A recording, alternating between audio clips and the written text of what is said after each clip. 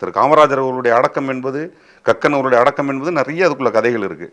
அது மாதிரி எதிரில் அரசியல் செய்த அத்தனை பேருக்கும் மரியாதை கொடுப்பதாக இருக்கட்டும், அரசு வேலைகளாக இருக்கட்டும், யோசிக்கவே மாட்டார். அதெல்லாம் வந்து வேற. அவங்க சட்டசபையில் பேசினா எதிர்த்து ஒரு மாதிரி யாராலையும் பேச முடியாது. அது கருத்தியல். அது மாதிரி விஜய் சாருக்கும் எனக்கும் நடுவில் கருத்தியல் தான். இப்போ சீமானனோட நான் எவ்வளோ பேசியிருக்கேன், கருத்தியல். அது வேற. நட்பு என்பது வேறு. நான் எனக்கும் விஜய் சாருக்கும் இருக்கிற நட்பு என்பது வேறு, அரசியல் கருத்தியல் என்பது வேறு. இப்போ விஜய் சாரே நல்ல நல்ல கருத்துக்களை, என்னை கவரக்கூடிய கருத்துக்களை சொல்லலாம். விஜய் சார் சூப்பராக சொல்கிறது, பிரமாதமாக விஜய் சார் சொல்லிட்டாரு அப்படின்னு இப்படி ஒரு அம்புக்குறி போடுறது கூட ரொம்ப நாள் இருக்காது. அதெல்லாம் செய்யலாம். யார் பேசினாலும் நம்ம செய்வோம். ஸோ அதில் எந்த மாற்றம்.